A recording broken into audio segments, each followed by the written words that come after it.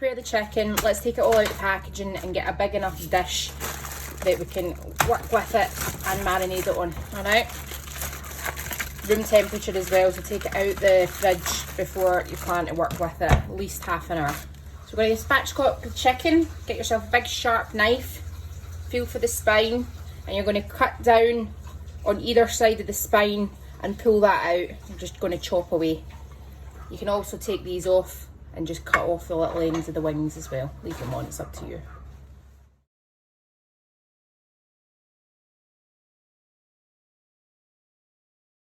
Okay, so you might have told for that video this is the first time we've done that. I normally just make it as a whole chicken. But since I was doing the recipe for it, we thought we'd be fancy. Which took an effort from me and Jonathan. So if it teaches you anything, guys, it's just practicing it. You don't need to spatchcock your chicken, you can just leave it as a whole.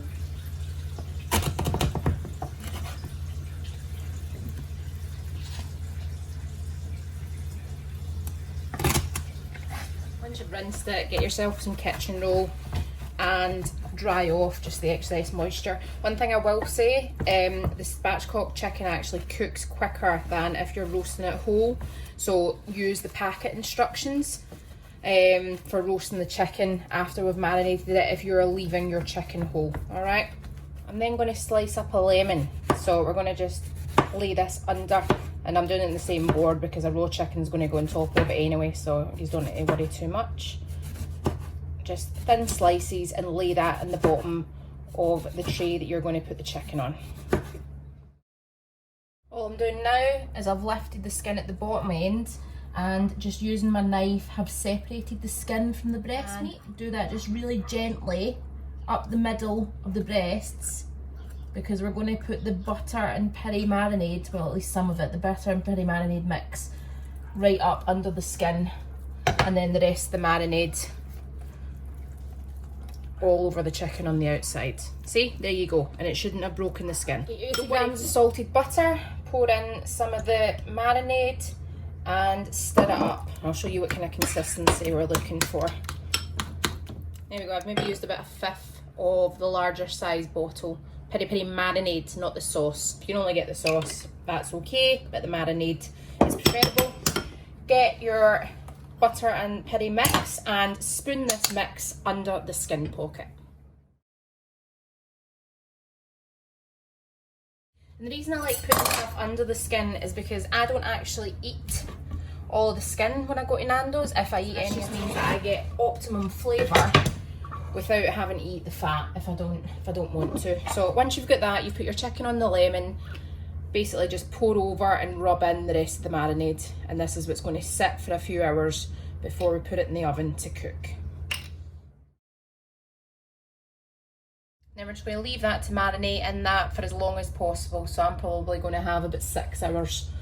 Longer the better. If you can do it the night before and leave it in the fridge. I'm just going to cook my halloumi just now as well because it cools down really quickly, so it'll just take a wee reheating, and it's one less thing to do when you're combining or dealing with all your other ingredients. So cut it into thick slices, dry fry it. I've got a griddle until it's all charred and gooey.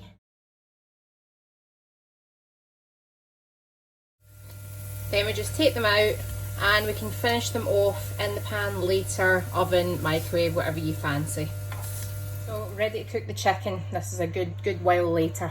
So preheated the oven to 200 degrees. I'm going to put this in. Spatchcock's probably going to take between anything like 40 minutes to 60 minutes, but I'm going to temperature check it just because I've learnt my lesson. You can go by packet instructions if you're using the whole breast. Then I want you to prepare your onion and your pepper, and we're going to go into the spicy rice.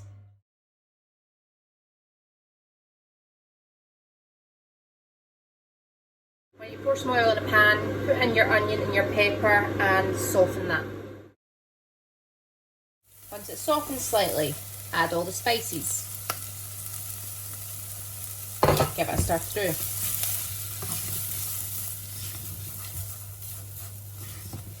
Add your rice. Your stock pot dissolve in the water.